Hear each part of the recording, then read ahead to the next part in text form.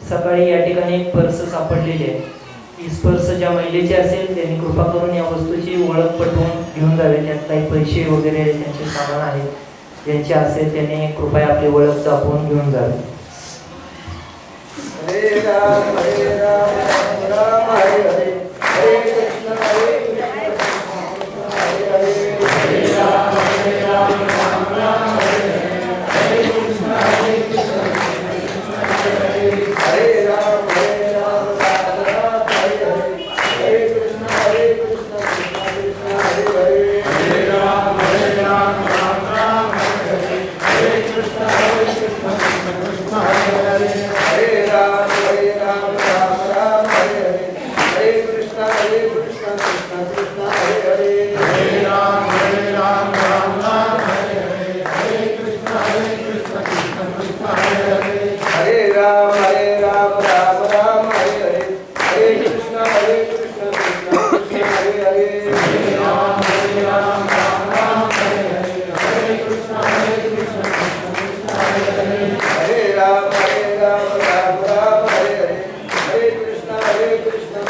कृष्ण हरे हरे, हरे राम राम हरे हरे, हरे कृष्ण कृष्ण कृष्ण हरे हरे, हरे राम राम हरे हरे, हरे कृष्ण कृष्ण कृष्ण हरे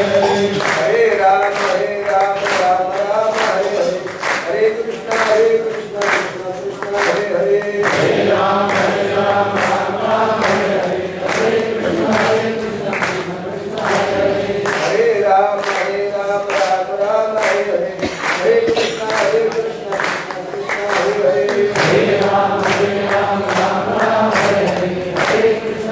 कृष्ण हरे हरे, हरे राम राम हरे हरे, हरे कृष्ण कृष्ण कृष्ण हरे हरे, हरे राम राम हरे हरे, हरे कृष्ण कृष्ण कृष्ण हरे हरे, हरे राम राम हरे हरे, हरे कृष्ण कृष्ण कृष्ण हरे हरे, हरे राम राम हरे हरे, हरे कृष्ण कृष्ण कृष्ण हरे हरे, हरे राम राम हरे हरे, हरे कृष्ण कृष्ण कृष्ण हरे हरे, हरे राम राम हरे हरे, हरे कृष्ण कृष्ण कृष्ण हरे हरे, हरे राम हरे हरे, हरे कृष्ण कृष्ण कृष्ण हरे हरे, हरे राम हरे हरे, हरे कृष्ण कृष्ण कृष्ण हरे हरे, हरे राम हरे हरे, हरे कृष्ण कृष्ण कृष्ण हरे हरे, हरे राम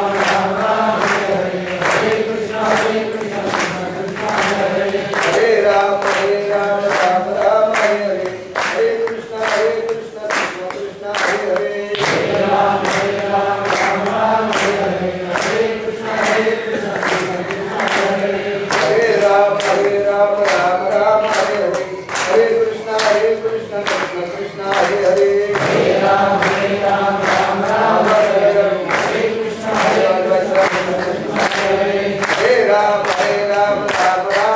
हरे, हरे कृष्ण कृष्ण कृष्ण हरे हरे, हरे राम राम हरे हरे, हरे कृष्ण कृष्ण कृष्ण हरे हरे, हरे राम हरे हरे, हरे कृष्ण कृष्ण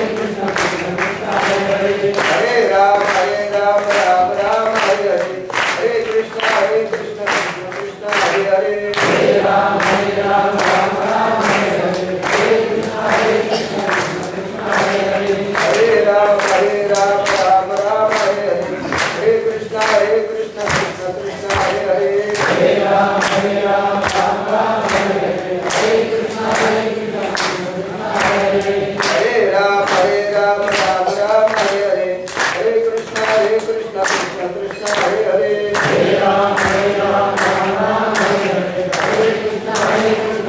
कृष्ण हरे हरे, हरे राम राम हरे हरे, हरे कृष्ण कृष्ण कृष्ण हरे हरे, हरे राम राम हरे हरे, हरे कृष्ण कृष्ण कृष्ण हरे हरे, हरे राम राम हरे हरे, हरे कृष्ण कृष्ण कृष्ण हरे हरे, हरे राम हरे हरे, हरे कृष्ण कृष्ण कृष्ण हरे हरे, हरे राम राम हरे हरे, हरे कृष्ण कृष्ण कृष्ण हरे हरे, हरे राम हरे हरे, हरे कृष्ण कृष्ण कृष्ण हरे हरे, हरे राम राम हरे हरे, हरे कृष्ण कृष्ण कृष्ण कृष्ण हरे हरे, हरे राम राम हरे हरे, हरे कृष्ण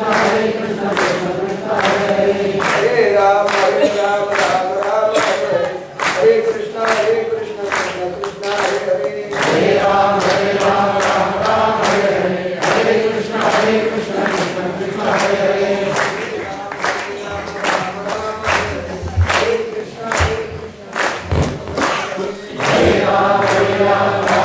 हरे हरे हरे कृष्ण कृष्ण कृष्ण हरे हरे हरे राम राम राम हरे हरे हरे कृष्ण कृष्ण हरे हरे हरे राम राम हरे हरे हरे कृष्ण कृष्ण कृष्ण हरे हरे हरे राम राम हरे हरे हरे कृष्ण कृष्ण कृष्ण हरे हरे हरे राम राम हरे हरे हरे कृष्ण कृष्ण हरे हरे हरे राम राम हरे हरे हरे कृष्ण कृष्ण कृष्ण हरे हरे हरे राम राम हरे हरे हरे कृष्ण कृष्ण कृष्ण हरे हरे हरे राम हरे कृष्ण कृष्ण हरे हरे हरे राम राम हरे हरे हरे कृष्ण कृष्ण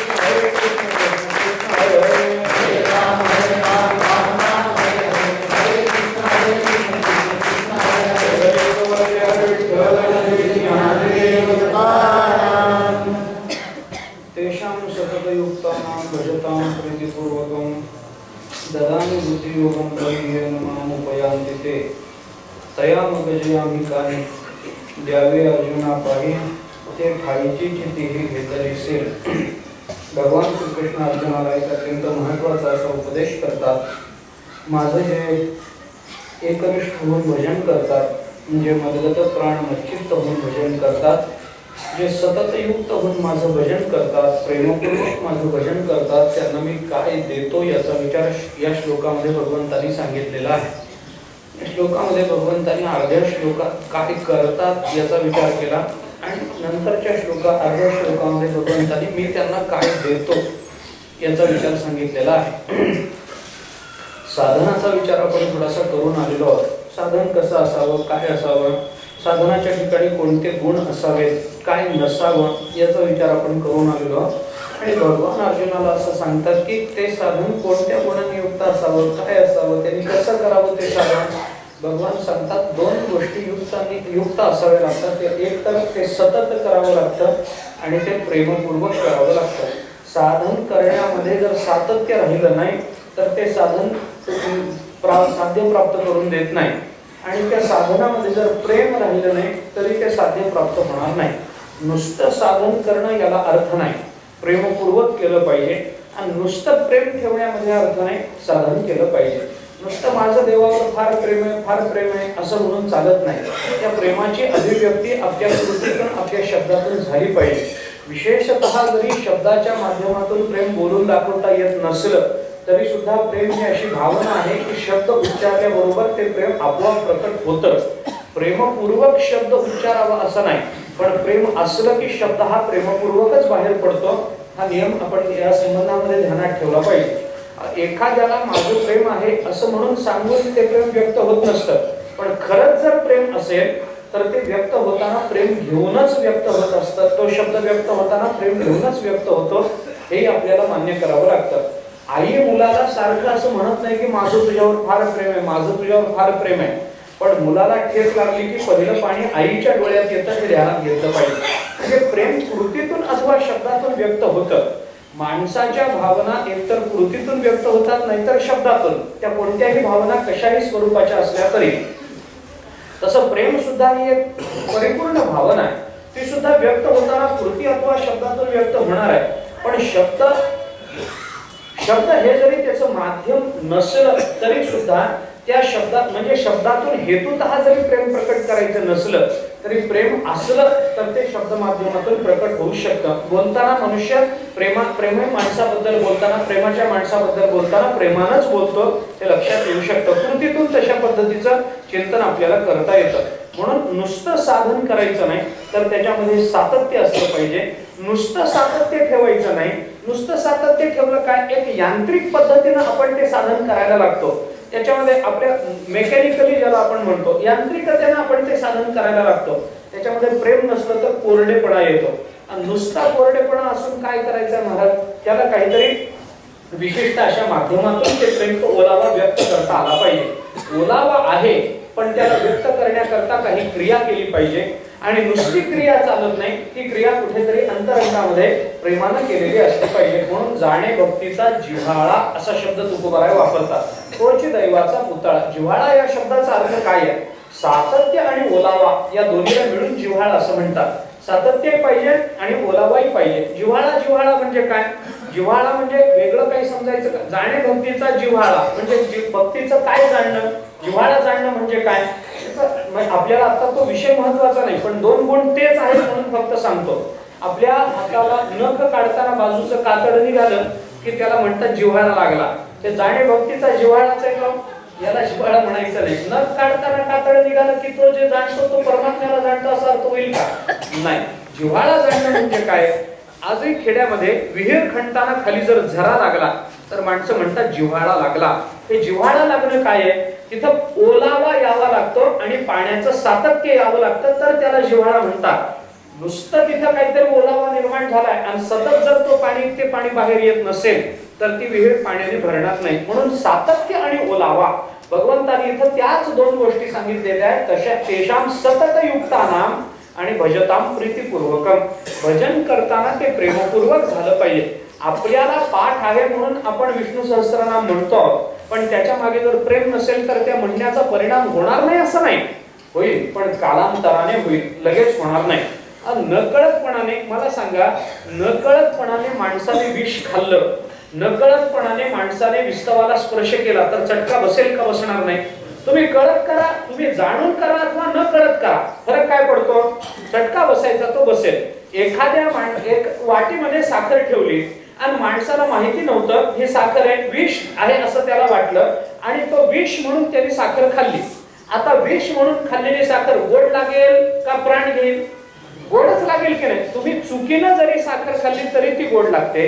चुकीनं विष खाल्लं तर प्राण लागतं. तर चुकून नाक तोंडाला आलं देवाचं तर ते परिणाम करणार नाही का?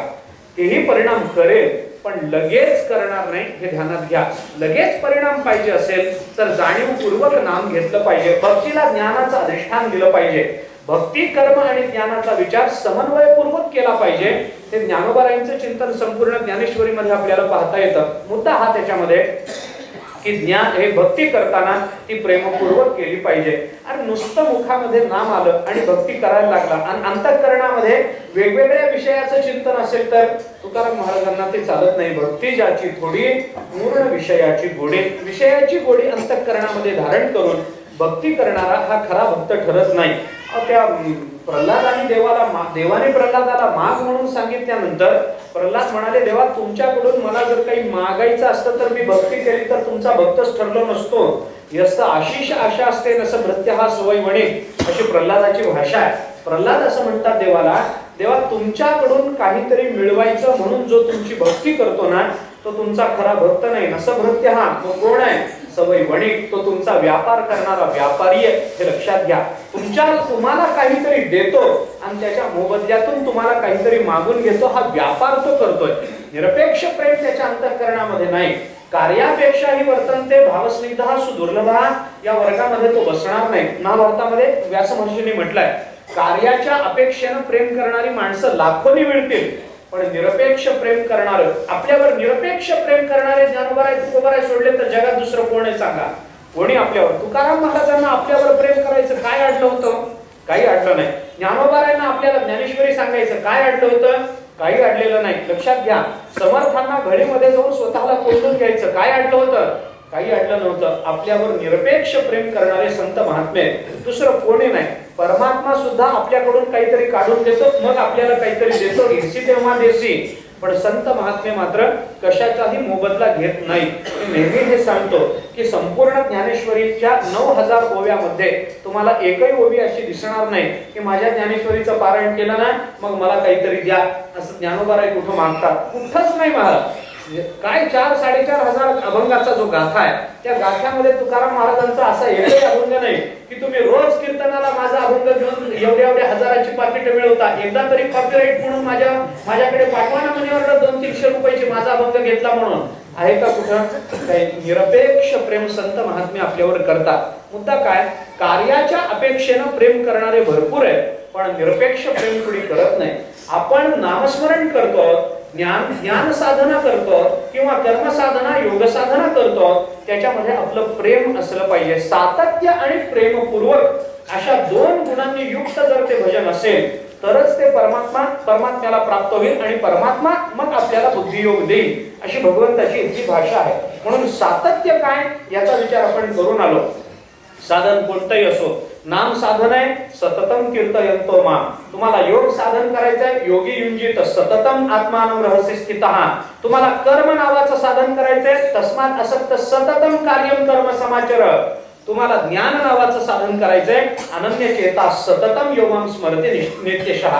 तुम्ही साधन कोणतंही करा, भगवंताने प्रत्येक साधनाच्या मागे सततम हे पद सतत वापरलेलं आहे हे लक्षात घेतलं पाहिजे. सततम हे पद ज्या अर्थी भगवान पुन्हा पुन्हा वापरतात त्या अर्थी त्या पदाला काहीतरी मूल्य आहे. साधन अल्प काळाचं नसलं पाहिजे, सतत सतत. पण या सर्व साधनांमध्ये भगवंतानी इथं असं म्हटलं नाही की तेषाम सतत युक्ताना भजताम एवढा एकच शब्द भगवान वापरतात. इथं ज्ञानाचा विचार केला नाही, इथं कर्माचा विचार केला नाही, इथं योगाचा विचार केला नाही. भजताम भजताम भजनच भगवंताला अपेक्षित आहे. भगवंताला ज्ञान अपेक्षित नाही का? आहे, पण भक्तीच्या पूर्वी अपेक्षित आहे. भगवंताला कर्म अपेक्षित नाही का? अपेक्षित आहे, पण भक्तीच्या पूर्वी अपेक्षित आहे. योग अपेक्षित नाही का? असेलही, पण भक्तीच्या पूर्वी अपेक्षित आहे हे लक्षात घेतलं पाहिजे. म्हणून तर आपल्याला पुन्हा पुन्हा 6व्या अध्यायामध्ये भगवंताने 6व्या अध्यायाच्या शेवटी पुन्हा भक्ती मार्गाला आणून सोडलेलं आहे. त्याचं कारण काय याचा विचार करा. 13व्या अध्यायाच्या शेवटी पुन्हा भक्ती मार्गाचा उल्लेख केला, याचं कारण काय लक्षात घ्या. 3ऱ्या अध्यायाच्या शेवटी पुन्हा भक्ती मार्गाचा भक्ती योगाचा विचार केला. कशा करता? सर्व मार्ग जरी आपण स्वीकारले तरी सर्व मार्गांचा समन्वय हा भक्ती मार्गामध्ये होत असतो हे लक्षात घेतलं पाहिजे. सर्व साधनाचे सार भवसिंधू उतरी पार असं तुकाराम महाराज बोलतात. सगळे साधन आहे. मग भजता असंच भगवान इथं का बोलतात?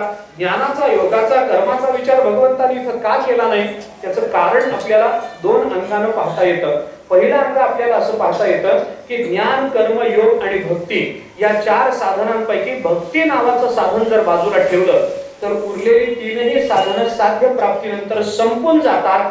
पण भक्ती हे एकमेव साधन असं आहे की ते ज्ञान प्राप्तीनंतरही चालू राहतं. आपण नामस्मरण करायला लागलो, नामस्मरणानं परमात्मा भेटला. परमात्मा भेटल्यानंतर नामस्मरण बंद करायचं का? बंद करायचं नाही असं नाही. नंतर परमात्मा प्राप्तीनंतर तुम्ही बंद करायचं ठरवलं तरी नाम बंद होणार नाही. असं त्याचं सातत्य आहे हे लक्षात घ्या. माझी मज झाली अनावर वाचा छंद या नामाचा घेतला से दिनरजने हाची धंदा गोविंदाचे पवाडे म्हणणारे तुकाराम महाराज रात्र नाही दिवस नाही, रात्री न कळे दिवस न कळे अशी त्यांची अवस्था. अखंड मुखामधून भगवंताचं नामस्मरण येत होतं असं चिंतन त्यांच्या कथेतही आपल्याला पाहायला सापडतं. मध्यरात्र जरी झाली तरी तुकाराम महाराजांना गाढ सुषुप्ती अवस्थेमध्ये गेलेले तुकाराम महाराज पण मुखातून रामकृष्ण हरी चालू राहतं. याचा अर्थ काय की ज्ञान प्राप्तीनंतरही या भक्तीचं सातत्य आहे. त्या भगवत प्राप्तीनंतरही भक्तीचं सातत्य आहे. भगवत प्राप्तीनंतर ज्ञान वेगळं राहतं का? राहू शकत नाही. त्रिपुटी वेगळी राहिली तरी पुन्हा भगवंतापासून आपण वेगळेच मानावे लागतो. कर्मप्राप्तीनंतर अंतःकरण शुद्धीनंतर कर्म राहिलं का? राहायचं कारण नाही. नंतर कर्माच्या पाप पुण्याची संगती जीवाला नाही. पण ज्ञान भगवत प्राप्तीनंतर योग राहिला काय? योग राहायचं कारण नाही. तो करीते तुली पूजा, तो जल्पितो जपो माझा, तो झोपेतो कपिध्वजा समाधी माझी असा जर विचार असेल तर मग आपल्याला योगही राहिला. यमनियमादी पाळायची गरज आहे का ज्ञान प्राप्ती भगवत प्राप्तीनंतर? गरज नाही. त्याने अमुकच नियम पाळला पाहिजे. भगवत प्राप्तीपूर्वी त्याने अमुक आहार घेतला पाहिजे, तमुक नियम पाळला पाहिजे, इतके वाजता उठलं पाहिजे, असं ध्यान लावलं पाहिजे, अशी मांडी घातली पाहिजे असं योगशास्त्र आपल्याला सांगतं. असं नसं लावलं पाहिजे सांगतं. एकदा भगवत स्वरूपाची प्राप्ती झाली की डावी मांडी वर आली काय उजवी मांडी वर आली काय फरक पडायचा आहे? पडत नाही. पण तेच परमात्मा प्राप्तीच्या पूर्वी जर आपण ते कोणती मांडी वर आली याच्यातून आपल्याला योगाचा विचार योग्य करावा लागेल ना, तसं करता येत नाही. पण भक्तीच्या बाबतीत विचार केल्यानंतर भक्ती नाही केली तरी चालते का? तुम्ही करा न करा ते तुमच्या मुखातून प्रकट होणार आहे हे मात्र नक्की आहे हे लक्षात घ्या. म्हणून साध्यरूप भक्ती आणि साधनरूप भक्ती अशा दोन पद्धतीच्या भक्तीचा विचार भक्तिशास्त्रामध्ये आला. मुद्दा आपला काय चालला? भजताम असं भगवान का बोलतात? कारण हे एकमेव साधन असं आहे की जे प्रेमपूर्वक आणि सतत करता येऊ शकतं, म्हणून भजताम हे पद भगवंतांनी वापरलं. दुसरं एक चिंतन आपल्याला या संदर्भामध्ये मगाशी म्हटल्याप्रमाणे असं करता येतं की बाकीची सर्व साधनं करण्यापेक्षा एकच साधन केलं आणि त्या साधनाच्या पोटामध्ये अन्य साधनं जर आली तर मग आपल्याला अंतर्भूत झाली तर मग बाकीची साधनं स्वतंत्रतेनं करायचं कारण राहत नाही. लक्षात घ्या, एकच साधन आपल्याला करायचंय आणि त्या साधनाच्या अंतर्गत बाकीची सर्व साधनं येत असतील तर तेवढी एकच करा. ज्ञान करणाऱ्यांना भक्तीची प्राप्ती होतेच, ज्ञान प्राप्त करून घेणाऱ्यांना भक्तीची प्राप्ती होतेच असं नाही, पण भक्तीची प्राप्ती करून घेणाऱ्यांना ज्ञान मात्र निश्चित प्राप्त होतं, हे लक्षात ठेवा.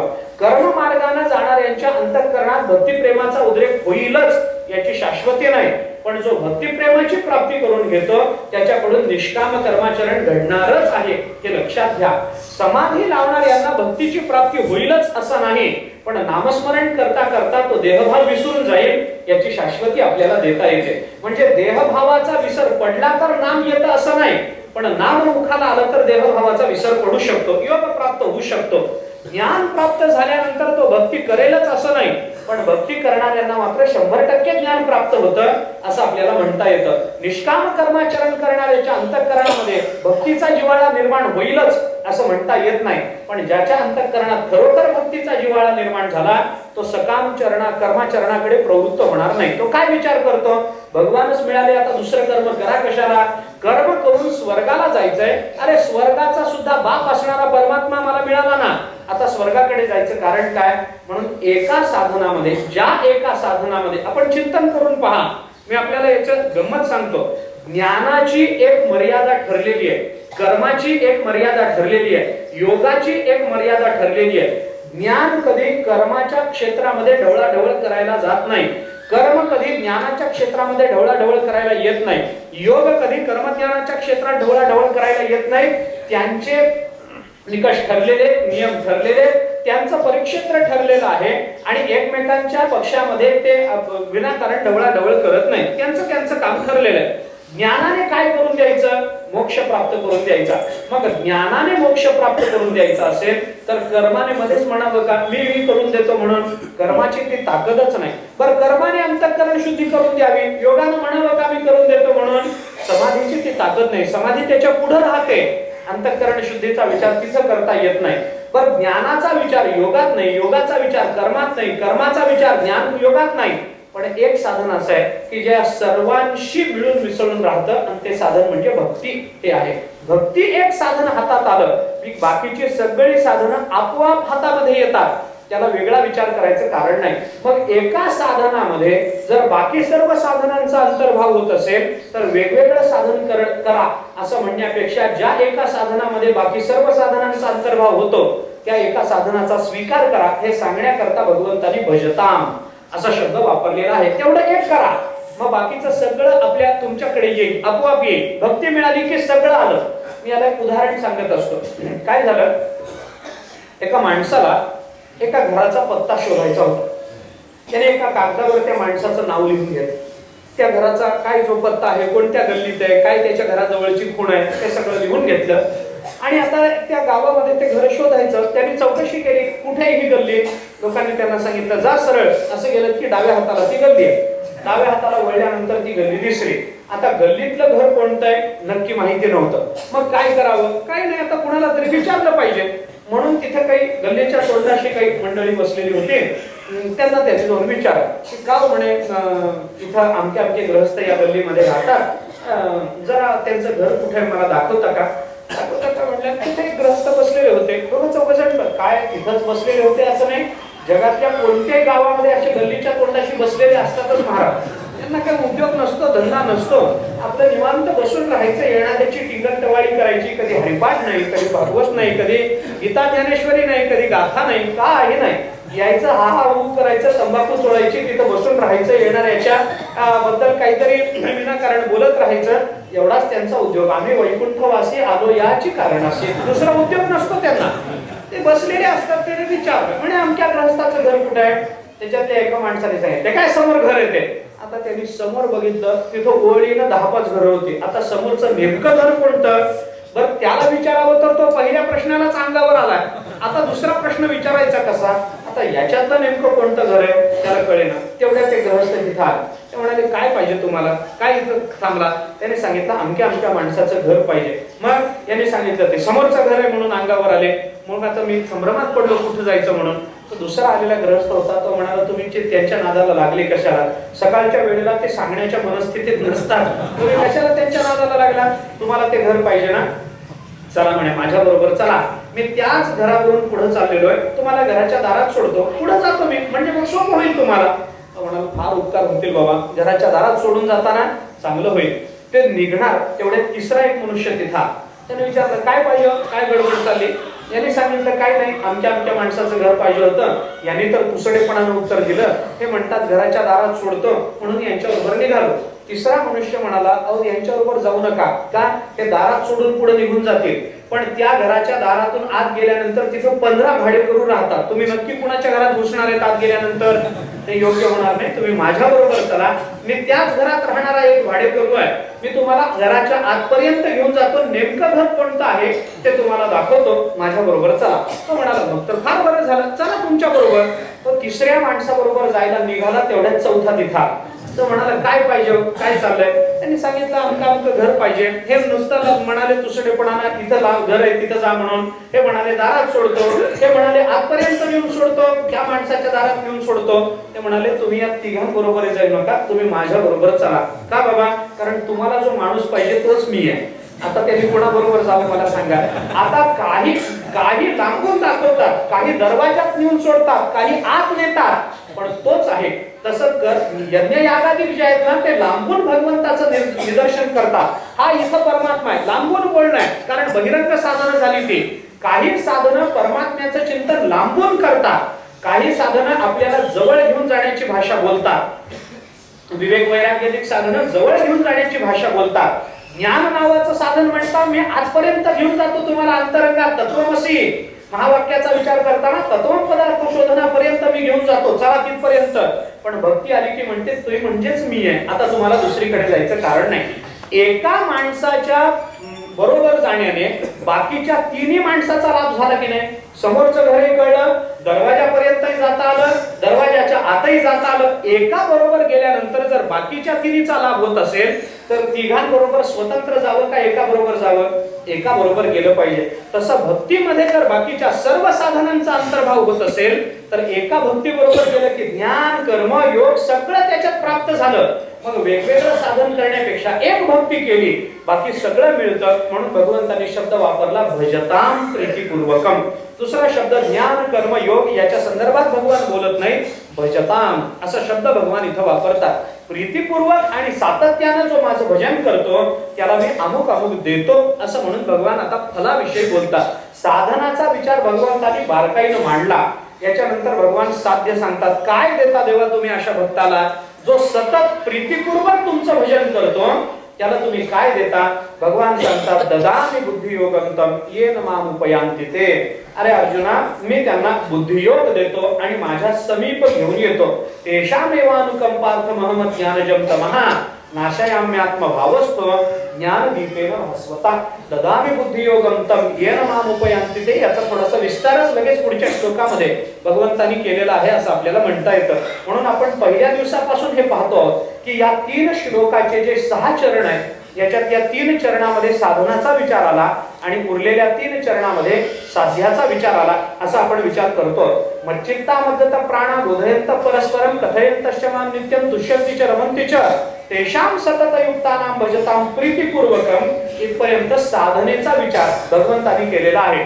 आणि ददामि बुद्धियोगंतम येन माम उपयांति ते तेषामेवानुकंपार्थ महमत ज्ञानजं तमः नाशयाम्यात्मभावस्तो ज्ञानदीपेन भास्वता. या 3 चरणामध्ये भगवंतांनी साध्याचा विचार केलेला आहे असा विचार आपण केला होता. त्या दृष्टीने आता फल काय मिळतं, मी त्यांना बुद्धियोग देतो असं भगवान बोलतात. आता बुद्धियोग देतो याचा अर्थ काय, बुद्धी भगवंतांनी द्यावी एवढे ते सामान्य आहेत का. मला सांगा, ज्या अर्थी तो महात्मा प्रेमपूर्वक सतत भगवंताचं भजन करत बसलाय त्या अर्थी त्याला बुद्धी आहे का नाही. बुद्धी आहे. मग त्याला जर बुद्धी आहे तर पुन्हा मी त्याला बुद्धियोग देतो, हे म्हणण्यात भगवंताचं काय तात्पर्य आहे? त्याला बुद्धी आहे म्हणून तर तो तुमचं नामस्मरण करत बसलाय.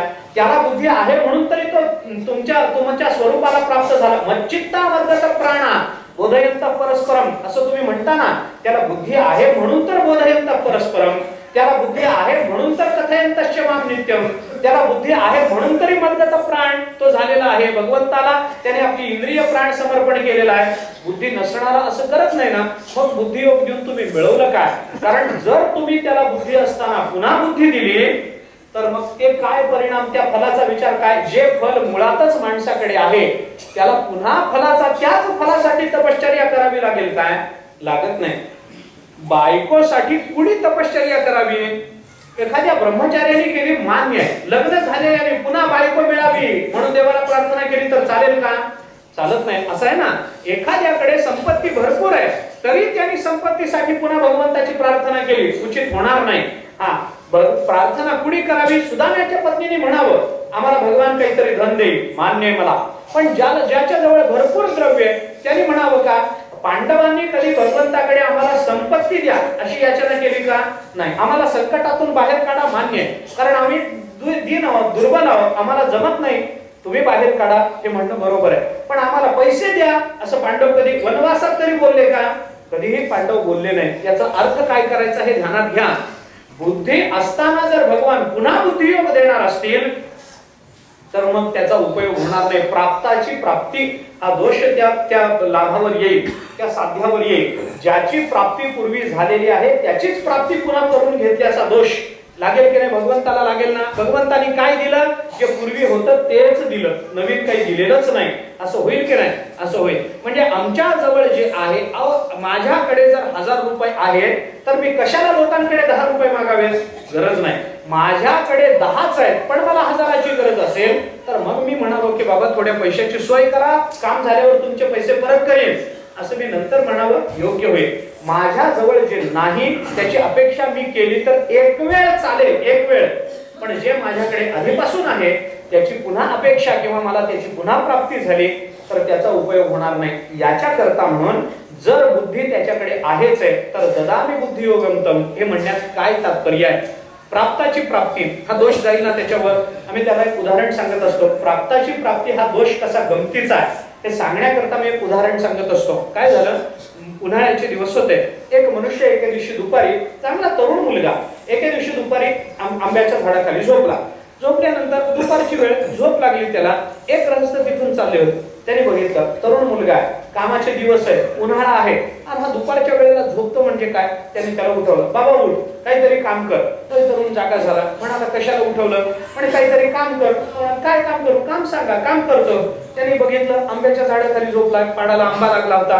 त्याने खिशातून 20 रुपये काढले, त्याला दिले. म्हणाले हे घे, 20 रुपयाचा कुठला तरी आंबा विकत घे, कैऱ्या विकत घे आणि कुठेतरी गावामध्ये जाऊन विकून ये. या 20 रुपयाचे तुला 200 रुपये मिळतील. तो म्हणाला मिळतील नक्की? म्हणे 100% मिळतील. तू चांगला आंबा नेऊन विक. जिथे आंबे पोचत नाहीत, ज्यांना लांब यावं लागतं बाजारामध्ये, तिकडे जाऊन विक. ते तुला जास्तीचे पैसे देतील, 20 रुपयाचे 200 होतील. तो म्हणाला चला ठीक आहे, तुम्ही म्हणता तसे 200 रुपये 20 रुपयाचे झाले, त्याच्यानं काय होईल? म्हणाला काय व्हायचं, हे 200 रुपयाचे पुन्हा चांगले आंबे घ्यायचे, पुन्हा अजून नेऊन विकायचे, 200 रुपयाचे तुला 2000 रुपये मिळतील. तो म्हणाला ठीक आहे, त्याच्याने काय होईल? काय व्हायचंय, 2000चे पुन्हा अजून चांगल्या प्रतीचे आंबे घे, अजून कुठेतरी शहराच्या मध्यवस्तीमध्ये जाऊन विक, तुला 2000चे 20,000 रुपये मिळतील. तो म्हणाला ठीक आहे, 20,000 मिळाले, त्याच्याने काय होईल? त्याच्याने काय व्हायचं, पुन्हा अजून चांगला आंबा घे, त्याचे 2 लाख होतील. तो म्हणाला ठीक आहे, 2 लाख झाले, त्याच्यानं काय होईल? तो म्हणाला वेड्या, अरे 2 लाख जर तुला महिना मिळायला लागले तर अजून चांगला हापूसचा आंबा मागव, देवगडून वगैरे आंबा मागव आणि अत्यंत श्रीमंत माणसांच्या बंगल्यामध्ये नेऊन या आंब्याचा व्यवसाय सुरू कर, तुला 2 लाखाचे 2 कोटी रुपये मिळतील. 2 कोटी म्हणजे सामान्य रक्कम आहे का? नाही. 2 कोटी महिना तुला मिळतील. तो म्हणाला ठीक आहे, तुम्ही म्हणता तसे 2 कोटी महिना मला मिळाले, त्याच्यानं काय होईल? त्याच्याने काय व्हायचं असतं, अरे तुला जर 2 कोटी महिना मिळायला लागले तर तुला उद्योगधंदा करायचं कारण आहे का रे? निवांत बसता येईल ना. तो म्हणला मग मी आता काय करतोय, आता माझं तेच चाललंय ना, मी निवांत झोपलेलोय ना. मग आत्ताची निवांत झोप सोडायची आणि एवढा उपद्व्याप करून पुन्हा काय मिळवायचं तर निवांत झोप, याला म्हणायचं प्राप्ताची प्राप्ती. हा दोष झाला की नाही? दोष झाला. तसं ज्याच्या जवळ बुद्धी आहेच आहे त्याला पुन्हा ददामी बुद्धियोगम म्हणण्यामध्ये काय तात्पर्य देवा? कशा करता ही बुद्धी? त्याचं कारण आपल्याला थोडंसं विचारात घेतलं पाहिजे. कारण काय महाराज, बुद्धी आहे त्याच्याकडे, त्या भक्ताकडे, याच्यात वाद नाही. पण इथं वापरलेला बुद्धियोग, इथं वापरलेला बुद्धी हा शब्द सामान्य अर्थाने बुद्धी या अर्थाने घ्यायचा नाही. तुम्हाला आम्हाला असलेली बुद्धी तेवढा पुरता हा विषय घ्यायचा नाही. मग काय घ्यायचा? थोडासा व्यापक अर्थाने हा विचार केला पाहिजे. बुद्धी सम्यक दर्शन मत्तत्व विषय हा आचार्याने भाष्यामध्ये चिंतन करताना असं म्हटलंय, माझ्या स्वरूपाचं यथार्थ दर्शन करून देणारी बुद्धी असा अर्थ तिथे गृहीत धरला पाहिजे. नुसती बुद्धी असा एवढा पुरता अर्थ तिथे विचारात घ्यायचा नाही. बुद्धी कोणती बुद्धी? सम्यक दर्शन मत्तत्व विषय, माझ्या तत्वाला विषय करणारी अशी जी बुद्धी आहे ती बुद्धी मी त्याला देतो. आणि अशा बुद्धीचा तेन योग बुद्धियोग हा, त्या असा जो योग आहे, अशा तो बुद्धीचा जो योग आहे त्याला बुद्धियोग असं म्हणायचं. म्हणजे अर्थ काय झाला याचा? की परमात्म स्वरूपाला यथार्थ जाणणारी बुद्धी मी त्याला देतो असं भगवान बोलतात. आता परमात्म तत्वाला जाणणारी बुद्धी त्याच्याकडे नाही का? साधना करतोय ना, साधना करतोय. मी मगाशीच हे बोललो की नाम भजताम प्रीतिपूर्वकम, याच्यामध्ये ज्ञान आपोआप चालत आलं. पुढे भक्तीने धरिले हाती, मागे ज्ञान वैराग्य धर्म येते ना, तसं ज्ञान हे मागे आलं पहा. ददामी बुद्धियोगम तम, ज्ञान मागे आलं. भजताम प्रीतिपूर्वकम ददामी बुद्धियोगम तम, ज्ञान मागे आलं. लक्षात घ्या, ज्ञान आता पुन्हा त्याचा विचार अजूनही आपल्याला करता येतो. येनमाम उपयांती ते, इथं आपल्याला धर्माचा विचार करता येणं शक्य आहे. मागे काय काय येतं? मागे ज्ञान वैराग्य धर्म, ज्ञान येतं, वैराग्य येतं, धर्म येतो. त्याच्यातला धर्म इथं मागे येतो असं चिंतन आपल्याला करता येतं. पण आता आपल्याला तिकडे जायचं कारण नाही. बुद्धियोग त्याला प्राप्त होतो हे भगवान बोलतात. आता बुद्धी म्हणजे सगळ्यांनाच बुद्धी आहे, सगळ्यांची बुद्धी वेगळी आणि परमार्थातली बुद्धी वेगळी. सगळ्यांनाच बुद्धी आहे. बुद्धी कुणाला नाही मला सांगा. सामान्य निवाडा करण्याची बुद्धी जगतामध्ये सगळ्यांना आहे, पण तेवढी बुद्धी पुरत नाही महाराज. या बुद्धीवर मानवी धर्म अवलंबून आहे हे लक्षात ठेवा. ज्याच्या जवळ बुद्धी आहे तोच मनुष्य म्हणण्याच्या लायकीचा आहे. बाकीच्यांना कोणाला बुद्धी आहे तेवढी बुद्धी बाकी कोणालाही नाही आहे हे लक्षात घ्या. माणसापेक्षा त्याच्या खालोखाल एक प्राण्याचा विचार करायचा झाला तर वेल माशाचं चिंतन केलं जातं. त्याला माणसापेक्षा खालोखाल बुद्धी आहे. मग माकडाचा नंबर लागतो वगैरे, हे नंतर आहे. पण माणसाला सगळ्यात जास्त बुद्धी देवाने दिली. बरोबर आहे ना? बुद्धी म्हणजे काय केलं? भगवंताने दुसऱ्या अध्यायामध्ये चिंतन करताना आपण परवाही बोलून आलो, व्यवसायात्मिका बुद्धी एकेह कुरुनंदन बहुशाखायंताश्च बुद्धयो अव्यवसायिना. अनेक बुद्धीचे तरंग क्षणोक्षणा पालटे रंग धरू जाता संग तव तो होय बाधक. अशी अनेक प्रत्येक क्षणी रंग बदलणारी बुद्धी परमार्थामध्ये उपयुक्त ठरत नाही. एकदा बुद्धीला एक रंग चढला, बुद्धीने तो रंग सोडला नाही पाहिजे तर ती बुद्धी उपयोगाची आहे. एकेह कुरुनंदन हे लक्षात घ्या. बुद्धीची एकाग्रता महत्वाची आहे. एकच विषय बुद्धीनं ग्रहण करणं हे जास्त महत्वाचं आहे. तशी बुद्धी प्रत्येकाजवळ नाही. बुद्धी माणसाजवळ आहे, पण ती बुद्धी आपली प्रगल्भ बुद्धी आहे असं म्हणता येत नाही. वयाबरोबर बुद्धी वाढत जाते, गोष्ट खरी आहे, वाढली पाहिजेही. पण वयाबरोबर जर बुद्धी वाढत नसेल तर संत महात्मे त्याला चांगला सुजाण मनुष्य समजायला तयार नाही. तुकाराम महाराजांनी तरी त्याला बालबुद्धीचाच त्याला बालकच म्हटलंय. वयाच्या प्रबोधे विचार ज्या नाही समान तो देही बालकच म्हटलंय त्याला. म्हणून अशी बुद्धी उपयोगाची नाही. बुद्धीच नाही तरी संतांना पटत नाही. तुका म्हणे ऐसे बुद्धी ज्याची जड त्यावनी दगड बरे देवा. तुकाराम महाराज म्हणतात बुद्धी नसेल तर त्याचा काही उपयोग नाही. म्हणून बुद्धीचा पालट धरा रे काही मागुताहा नाही मनुष्य देह. बुद्धी आहे देवाने दिलेली, पण त्या बुद्धीचा विचार, आपल्याला बुद्धीचा उपयोग कसा करायचा ही बुद्धी मात्र आपल्याला होत नाही. हे आपलं दुर्दैव. बुद्धी देवाने सगळ्यांना दिली, तुम्हाला दिली, मलाही दिली, तुम्हाला आम्हाला दिली. अजून उदाहरण सांगतो मी आपल्याला. देवाजवळ जाणाऱ्या प्रत्येक भक्ताला देवाने तुमच्या माझ्यासारखीच बुद्धी दिली, पण ती बुद्धी कुठं लावायची हे त्यांना कळलं ना आपल्याला कळलं नाही, एवढीच अडचण आहे. बुद्धी एकदा आपली व्यवस्थित योग्य मार्गाला लागली, आपली बुद्धी जाते प्रपंचाकडे, आपली बुद्धी जाते स्थूल पदार्थाकडे आणि परमात्मा पडला सूक्ष्म.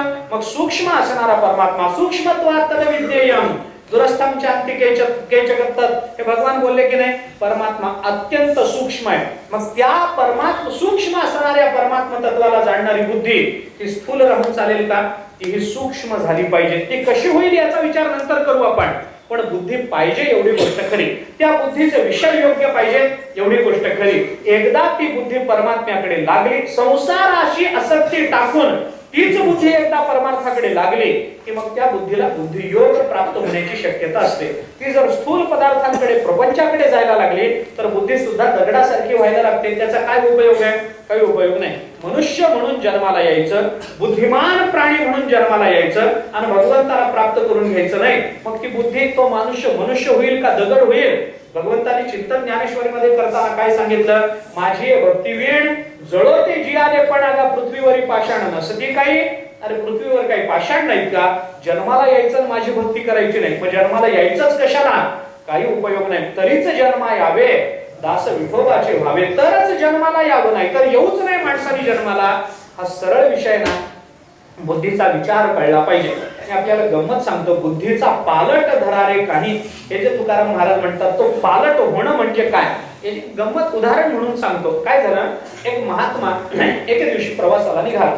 जहाजातून प्रवास होता, पलीकडच्या तीरावर त्याला जायचं होतं, दुसऱ्या देशाला जायचं होतं. जहाजामध्ये चढला, नावेमध्ये चढला, नाव निघाली आणि जाताना त्या नावेमध्ये त्या महात्म्याच्या व्यतिरिक्त काही तरुण मंडळी होती, अलीकडच्या काळातली, ज्यांना परमार्थाची चीड आहे, ज्यांना धर्म शब्दाची अलर्जी आहे, ज्यांना ज्ञानेश्वरी गाथा म्हणले की अंगावर काटा येतो, ज्ञानेश्वरी वाचली का म्हणजे आम्ही त्या भानगडीत पडत नसतो असं जे लोक म्हणतात ना, ते अशी काही तरुण मंडळी त्याच्यात तिथं होते.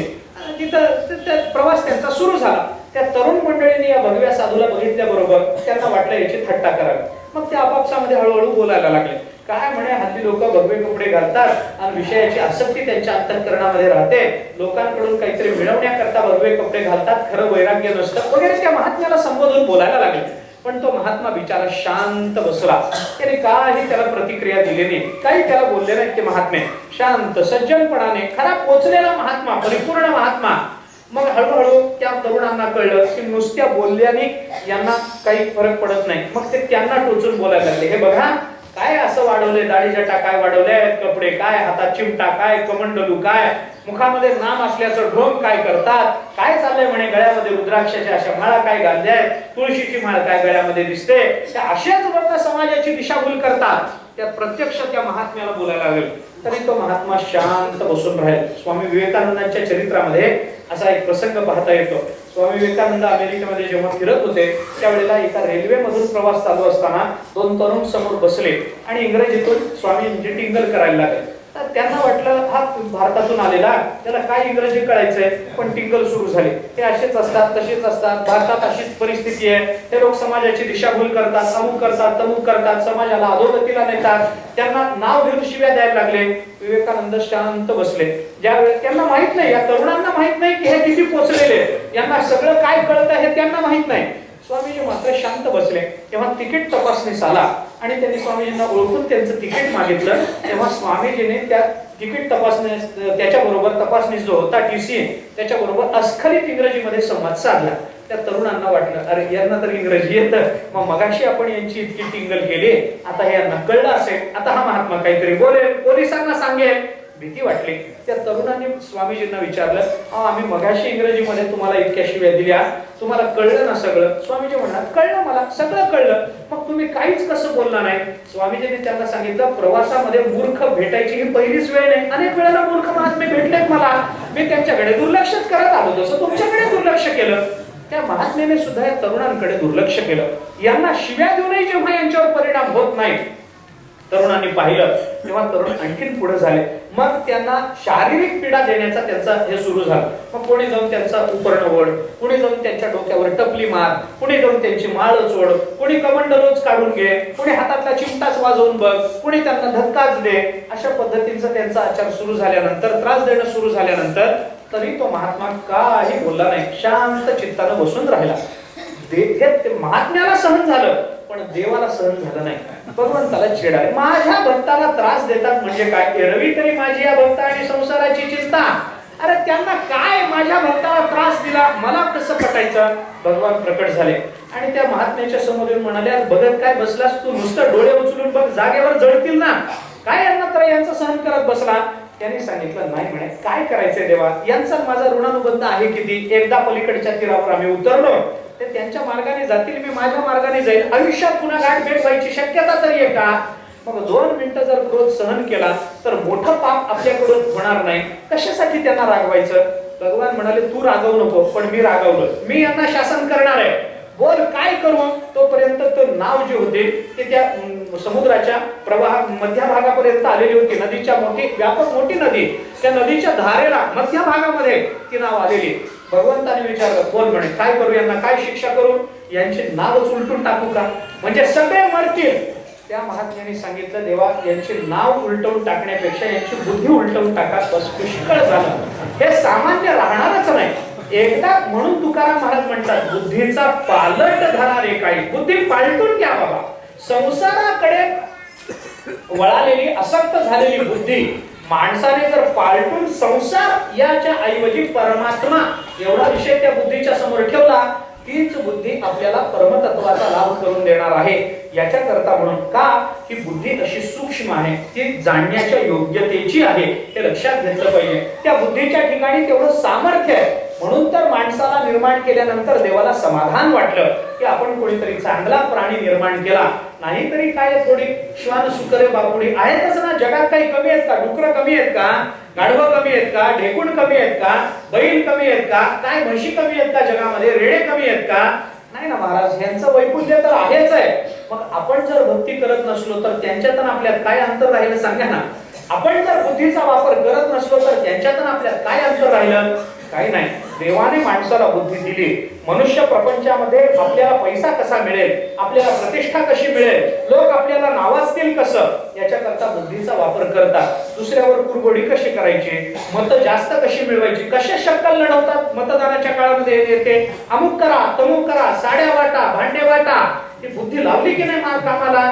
लावली ना. असं आहे, एक संशोधन माझ्या बघण्यात आलं होतं, PhD साठी केले. असं सिद्ध करण्यात आलं वैज्ञानिक पद्धतीनं की देवाने माणसाला जेवढी बुद्धी दिलेली आहे त्याच्या फक्त 5% बुद्धीचा वापर मनुष्य आपल्या जीवनामध्ये करतो. 95% बुद्धी निव्वळ पडून सडून जाते महाराज आपली, त्याचा काही उपयोग होत नाही. जेवढी बुद्धी माणसाला वापरता येईल तेवढा कस लावला पाहिजे. कारण परमात्मा सूक्ष्म आहे ना, सूक्ष्म आहे ना, सूक्ष्मत्वात तद्विज्ञेयम हे भगवान बोलतात ना. मग सूक्ष्म असणाऱ्या परमात्म्याला जाणणारं जे इंद्रिय लागतं ते सुद्धा कसं लागेल? सूक्ष्मच लागेल. स्थूल इंद्रिय, हात स्थूल आहे, देवाला जाणणार नाही. पाय स्थूल आहे, देवाला जाणणार नाही. मग आपले डोळे सुद्धा स्थूल आहेत, सामाचे डोळे लाविती, इंद्रिय बोडी लाविती, सातती प्रतीची पुढे जया. यानोबराय बोलले ना, आपले डोळे हे सुद्धा स्थूलच आहे. आपले काय याच्यामध्ये सांगा ना. मग सूक्ष्म काय आहे? मन सूक्ष्म आहे पण चंचल. मग सूक्ष्मही असावं आणि स्थिरही असावं, असं काय आहे? बुद्धी फक्त. म्हणून त्या परमात्म्याला जाणणारी बुद्धी कशी असली पाहिजे? ती बुद्धीच लागते. ती कशी पाहिजे? उपनिषदाने आपल्याला सांगितलं, दृश्यते त्वग्रया बुद्ध्या सूक्ष्मया सूक्ष्मदर्शिभी. उपनिषद आपल्याला सांगतं, दृश्यते अग्रया बुद्ध्या. अग्रया म्हणजे अणकुचीदार, टोकदार, बारीक काटा काढायचा असेल तर दाबड घेऊन बसावं का? मला सांगा ना. आपल्या पायामध्ये काटा टोचला, काटा घुसला, मोठा काटा डोळ्याला दिसतो, हाताने काढून टाका, मान्य आहे. पण ती या काट्याची जी अणी असते, समोरचं जे बारीक टोक असतं, ते जर पायामध्ये तसंच राहिलं तर ते काढण्याकरता काय करावं लागतं? छन्नी हातोडी घेऊन बसता काय? बसता. पायाला आजूबाजूचा सगळा पाय छन्नी हातोडीनं कोरून काढायचा, मग तो काटा. असं जमतं नाही. बरं त्याच्याकरता दाभण घेऊन बसलं तर चालेल का? चालत नाही. त्याला काय लागतं? अणकुचीदार सुई. मग सोनाराकडे जा, तो बरोबर तुम्हाला काढून देतो. त्या चांभाराकडे जा, बरोबर तो काढून देतो. अणकुचीदार सुई लागते. काटा जेवढा बारीक तेवढा त्याला काढणारी सुई जर बारीक लागते, तर परमात्मा जेवढा सूक्ष्म तेवढा त्याला जाणणारी बुद्धी देखील सूक्ष्मच असावी लागते, हे लक्षात घ्या. म्हणून दृश्यते त्वग्रया बुद्ध्या सूक्ष्मया सूक्ष्मदर्शिभी हे उपनिषद आपल्याला सांगतं. आता ती बुद्धी सूक्ष्म, बुद्धीनंच परमात्मा जाणला जातो. मागे मी उदाहरण आपल्याला देऊन आलोय. गायीच्या पोटामध्ये माणसं म्हणतात सगळीकडे व्यापून परमात्मा आहे, मग बघायला बुद्धीच कशाला पाहिजे? अरे बाबा तसंच लागतं, तसंच असावं लागतं. गायीच्या पोटात दूध असतं की नाही? दूध असतं. मग गायीच्या पोटात जर दूध असेल तर तोंडातून पाईप टाकला आणि ओढून घेतलं तर दूध येतं का? येत नाही. पण गायीच्या जिभेचं दोहन केलं तर दूध देते का गाय? देत नाही. गायीची शेपूट ओढली तर दूध निघतं का? निघत नाही. तर गायीच्या डोळ्यातून दूध येतं का? येत नाही. गायीमध्ये दूध आहे का नाही? आहे. मग गाईचं दूध काढायचं झालं तर काय करावं लागतं? तिच्या सडातूनच दूध काढावं लागतं. बरोबर आहे का नाही? लक्षात घ्या. गाईचं दूध जीभ चालत नाही, तोंडातून पाईप टाकला तर चालत नाही, ते जसं सडातूनच काढून घ्यावं लागतं तसं परमात्मा सर्वत्र व्यापून असला तरी तो बुद्धीनच जाणावा लागतो. बाकी इतर माध्यमातून त्याला जाणता येणार नाही, हे लक्षात ठेवा. म्हणून त्याला जाणायचं असेल तर बुद्धी तेवढी सूक्ष्म झाली पाहिजे. मग बुद्धी शुद्ध होण्याकरता काय करावं लागतं? मग त्याच्याकरता काही उपाय आपल्याला सांगितलेले आहेत. त्याच्याकरता अमुक करा तमुक करा. त्या उपनिषदाच्या भाषेत जर बोलायचं झालं, आपली बुद्धी शुद्ध व्हावी, अणकुचीदार व्हावी असं जर वाटत असेल तर एका गोष्टीवर लक्ष केंद्रित करा. उपनिषदाने आपल्याला सांगितलंय काय करा? आहार शुद्ध सत्वशुद्धी, सत्वशुद्ध ध्रुवा स्मृती, स्मृतिलंबे सर्व ग्रंथीना विप्रमोक्षः. उपनिषद आपल्याला सांगतं तुम्हाला जर सत्वशुद्धी पाहिजे असेल तर तुम्हाला सत्वशुद्धी म्हणजे शुद्ध बुद्धी ही जर पाहिजे असेल तर ती कशातून येते? आहार शुद्ध. आधी आपला आहार शुद्ध ठेवला पाहिजे. एकदा आपला आहार शुद्ध झाला ना आपली बुद्धी आपोआप शुद्ध व्हायला लागते. महाराज तुम्ही प्रयोग करून बघा. प्रसादाचं अन्न सेवन केल्यानंतर प्रसन्नता लाभते का नाही? लाभते. तुम्ही मनपूर्वक प्रार्थना करा. खडी साखरेचा एक प्रसाद आपल्या हातावर ठेवला, तेवढा सेवन केला तर इतका आनंद मिळतो, पुन्हा दिवसभरात जेवण नाही मिळालं तरी चालतं. आहे की नाही? कशातून आलं? आहार शुद्ध, देवाचा प्रसाद आपल्याला प्राप्त झालेला आहे. आता आहार शुद्ध केला तर बुद्धी शुद्ध होते. आता जो रोज रात्री धाब्यावर जेवतो त्याचं काय सांगायचं महाराज? त्याच्याबद्दल बोलायचं कारण काय? अरे भल्या भल्यांचं उदाहरण आहे. मी महाभारतातलं उदाहरण आपल्याला सांगतो. काय झालं? भीष्माचार्य शरपंजरी पडलेले होते आणि पांडव हे सगळे एके दिवशी भीष्माचार्यांना भेटायला म्हणून तिथे गेले. तिथे गेल्यानंतर शेवटचा कालावधी, उत्तरायण सुरू झालेला आणि हे सगळे पांडव गेले, द्रौपदी गेली, भगवान बरोबर गेले. पांडवांचा आणि भीष्माचार्यांचा संवाद भगवंताच्या साक्षीने झाला. तर त्या भीष्माचार्यांनी त्यांना विचारलं, धर्मराजाला विचारलं की काय रे म्हणे, राज्य कसं चाललंय? बरं चाललंय ना? धर्मानं राज्य करतोस ना? कुणावरही अन्याय होऊ देऊ नकोस बरं का?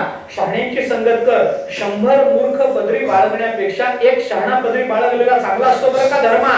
हे भीष्माचार्य धर्मराजाला सांगतात. चांगलं चाललंय ना तुझं? तू असं करतोस ना? रोज दान करतोस ना? आलेल्या दीनदुबळ्यांना योग्य न्याय देतोस ना? असं सगळे त्यांनी प्रश्न विचारले. याला महाभारतामध्ये कश्चित प्रश्नावली असं म्हणतात. महाभारतातलं हे स्वतंत्र प्रकरण आहे. कश्चित प्रश्नावली म्हणतात त्याला. अशा पद्धतीचे प्रश्न धर्मराजाला भीष्माचार्यांनी विचारले. मग विचारता ते म्हणाले, तुझ्या राज्यामध्ये नीती आहे ना? नीतीला किंमत देतोस ना? कुणावर अन्याय होऊ देत नाहीस ना? स्त्री बालक यांच्यावर कधी अन्याय होऊ देऊ नये. आपण नीतीनं वागलं पाहिजे, धर्मानं वागलं पाहिजे. हे धर्मराजालाच भीष्माचार्य सांगत होते. आणि आपण धर्मानं वागलं पाहिजे, स्त्रियांवर अन्याय होऊ न दिला पाहिजे. हे जेव्हा भीष्माचार्य बोलले तेव्हा एकदम द्रौपदी फसकन हसली महाराज. तिथं एवढा गंभीर प्रसंग चाललेला, भगवान समोर उभे, हिचे 5ही पती आहे, समोर भीष्माचार्यांसारखा श्रेष्ठ भक्तोत्तम तो काहीतरी विचार सांगतो आहे आणि एकदम द्रौपदी हसली. हसल्याबरोबर तो अपमान झाला. द्रौपदी त्या घराची सून आहे, भीष्माचार्य पितामह आहेत आणि त्यांच्या विधानाला सुनेनं हसणं, नाचुनेनं हसणं हे काही योग्य नाही. कसं आहे, शास्त्रामध्ये सुनेनं आपले केस, आपले दात आणि आपली नख सासऱ्याच्या नजरेला पडू द्यायची नाहीत असं विधान केलं. आता बोलत नाही, हे जुनं बोलतो मी. आताच काय चाललंय याच्यावर चर्चा करायचं कारणच नाही ना महाराज, कारण नाही. पण शिष्यानं आपल्या गुरुला आपले केस दिसू देऊ नये, शिष्यानं आपले दात आपल्या गुरुला दिसू देऊ नये, शिष्यानं आपलं नख आपल्या गुरुला दिसू देऊ नये असं शास्त्र सांगतं. जाऊ द्या. ते द्रौपदी हसल्याबरोबर रागावले. भीम रागावला, अर्जुन द्रौपदी तुला काही अक्कल, काही कळतं का नाही? कोण बोलतंय? गंभीर प्रसंग चालू आहे, भगवान उपस्थित आहे आणि हसते, दात दाखवतेस, लाज वाटत नाही तुला? भीष्माचार्यांनी शांत केलं. अर्जुना, भीमा, तिला रागवू नका. का? अरे द्रौपदी ही पतिव्रता आहे ना? पतिव्रता आहे द्रौपदी, पतिव्रता. तिच्या चिंतनानं आपलं जीवन सुखरूप होऊन जातं असं सांगितलं गेलं की नाही? सांगितलं गेलं. त्याच्यामध्ये द्रौपदी आहे की नाही? अहिल्या, द्रौपदी, सीता, तारा, मंदोदरी तथा पंचकन्नाम स्मरे नित्यम महापातक नाशनम. अहिल्या, द्रौपदी, सीता, तारा, मंदोदरी, पंचकन्नाम स्मरे नित्यम या 5 जणींचं नाव नित्य आपण जर घेतलं तर काय होतं? महापातक नाशनम, आपलं महापाप सुद्धा निवृत्त होतं. एवढी या 5 जणींच्या नावामध्ये ताकद आहे. अहिल्या, काय गंमत आहे बघा, 5 नावं आहेत पण याच्यातली 4 नावं रामायणातली आहेत आणि एकच नाव महाभारतातलं आहे. लक्षात घ्या, अहिल्या, सीता, तारा आणि मंदोदरी हे 4 नावं आली कुठली? रामायणातली. आणि एकच नाव आलं द्रौपदीचं, ते महाभारतातलं. म्हणजे रामायणाच्या कालामध्ये स्त्रिया किती पतिव्रता होत्या त्या महाभारतापर्यंत एकच राहिली. आणि कलियुगामध्ये तर काय झालं असेल याचा विचार करा आता. काही नाही, नावच सापडणार नाही, शक्यताच नाही. म्हणजे रामायण कालापासून महाभारत कालापर्यंत जर एकच नाव उरलं असेल तर महाभारत कालापासून कलियुगापर्यंत किती नावं उरली असतील? उरलेलं एकही नष्ट झालं असेल ना. कलियुगामध्ये पतिव्रता सापडत नाही, बघता येणार नाही. असो, द्रौपदी ही पतिव्रता आहे. तिचं नाव घेतल्यानंतर महापातकाचा जर नाश होतो तर अशी स्त्री विनाकारण हसणार नाही. भीष्माचार्य बोलतात अर्जुनाला आणि भीमाला, तुम्ही तिला रागवू नका. ज्या अर्थी ती हसली त्या अर्थी काय झालं विचारा, विनाकारण ती हसणार नाही. मग विचारा का हसली? द्रौपदीला भीष्माचार्यांनीच विचारलं, का ग म्हणे का हसलीस? द्रौपदीने सांगितलं, क्षमा मागून बोलते. म्हणे बोला, काय काय का हसलीस तू? बोल, काय झालं? सांगितलं म्हणे पितामह, तुम्ही माझ्या नवऱ्याला उपदेश करता की नीतीचं राज्य असलं पाहिजे, स्त्रियांवर अन्याय न झाला पाहिजे, धर्मानं वागलं पाहिजे. आणि धर्मानं वागलं पाहिजे हे आज माझ्या नवऱ्याला तुम्ही सांगता. ज्या वेळेला दुःशासनानं माझं वस्त्र ओढलं त्या वेळेला तुम्हाला धर्म सुचला नाही काय? त्या वेळेला स्त्रियांवर अन्याय होऊ नये हे तत्व माहिती नव्हतं काय? त्या वेळेला तुम्हाला सुचलं नाही का हे सगळं? आज सगळं अलबेल झालंय आणि तुम्ही माझ्या नवऱ्याला तत्वज्ञान शिकवता. अहो, पोट भरल्यावर तत्वज्ञान सांगणं फार सोपं असतं आणि तत्वज्ञान पचवणंही फार सोपं असतं. एकदा पोटाला भूक लागली की कशाची ज्ञानेश्वरी, कशाचा गाथा हो महाराज? काही नसतं, कोणी थांबत नसतं. आज तुम्ही हे सांगताय, ज्या वेळेला माझं वस्त्रहरण चालू होतं त्या वेळेला उठून दुःशासनाचा हात धरावा एवढंही सामर्थ्य तुमच्या ठिकाणी नव्हतं काय? राघवावर शिव्या द्याव्या एवढे तुम्हाला वाटलं नाही काय? मी तुमच्याकडे याचना केली तर मान खाली घालून बसला. त्यावेळेला कुठे गेला होता तुमचा धर्म? त्यावेळेला हे अडवायचं का सुचलं नाही? त्यावेळेला कळलं नाही काय धर्म कसा असतो ते? भीष्माचार्य हसले. भीष्माचार्य म्हणाले, तुझी शंका बरोबर आहे, तू हसलीस तेही बरोबर आहे, तुझ्या शंकेचं समाधान करतो. काय समाधान करता? आज सांगताय तुम्ही नवऱ्याला धर्मानं वागावं म्हणून, त्यावेळेला तुम्हाला का वाटलं नाही धर्मानं आपण वागावं म्हणून? दुसऱ्याला धर्म सांगणं सोपं असतं, स्वतः धर्माचरण करणं कठीण जात असतं. प्रवचन करणं फार सोपं आहे, धर्मानं वागा म्हणल्यानंतर वागायचं म्हणलं तर अवघड जातं. मग असं का? भीष्माचार्य म्हणाले, काय म्हणे द्रौपदी, मी त्यावेळेला दरबारात होतो, मी तुझं वस्त्रहरण चालू असताना मान खाली घालून बसलो. का बसलो याचा विचार कर. म्हणजे काय झालं? भीष्माचार्याने सांगितलं, त्यावेळेला मी कौरवांकडे राहत होतो आणि दुर्योधनाचं अन्न खाऊन माझीच बुद्धी भ्रष्ट झाली होती. त्याच्यामुळे धर्म माहिती असूनही मी काही करू शकलो नाही. आता अर्जुनाच्या बाणानं त्या अन्नानं जे रक्त निर्माण झालं होतं ते रक्त सगळं निघून गेलं. त्याच्यामुळे पुन्हा शुद्ध बुद्धी मला प्राप्त झाली, म्हणून मी आज हे सांगतोय. मग भीष्माचार्यांसारख्या महात्म्याला जर आहार वाईट घेतला तर अशी बुद्धी बिघडते. आपण रोज धाब्यावर जेवलो तर काय होईल सांगा ना? रोज हॉटेलमध्ये जेवलो काय होईल? ती बुद्धी जागी राहील का? बुद्धी जागी राहणार नाही. ही बुद्धी आपल्या सर्व जीवनाचं नियमन करणारी असते. या बुद्धीच्या हातामध्ये सगळं आहे महाराज. बुद्धी जसं म्हणेल तसं होईल, नाहीतर होणार नाही. कठोपनिषदामध्ये शरीराचं रूपक केलेलं आहे. आत्मानं रथनं विद्ये शरीरं रथमेव तु बुद्धिं तु सारथिं विद्ये मनः प्रग्रहमेव च. आहे ना? कठोपनिषदामध्ये वर्णन काय आलं? आपलं शरीर म्हणजे एक रथ आहे. या रथामध्ये बसणारा रथाचा मालक हा आपला आत्मा, जीव. काय त्याला तुम्ही काही जीव चैतन्य म्हणा, काय म्हणा, आपला आत्मा हा त्याचा मालक आहे. बरं, या शरीराचा या रथाचा सारथी कोण? बुद्धिं तु सारथिं विद्ये. सारथ्याच्या हातात असताना रथ कुठल्या बाजूला घेऊन जायचं? उजवीकडे वळवायचा का डावीकडे वळवायचा का सरळ न्यायचा का थांबवायचा का वेगानं न्यायचा? कुणाच्या हातात? सारथ्याच्या हातात आहे. तसं या देहाचा सारथी, आपल्या जीवनाचा सारथी कोण? बुद्धिं तु सारथिं विद्ये मनः प्रग्रहमेव च. आपली सगळी इंद्रिय म्हणजे या रथाला जोडलेले घोडे आणि त्या घोड्यांचा लगाम म्हणजे मन आहे. त्या मनाचा लगाम करून ती बुद्धी ती सगळ्या इंद्रियांना ताब्यात ठेवत असते. तरच आपलं शरीर योग्य पद्धतीनं आपल्या जीवनाचा रथ योग्य पद्धतीनं परमार्थाचा मार्ग आक्रमू शकतो. म्हणून बुद्धीला जास्त महत्व आहे.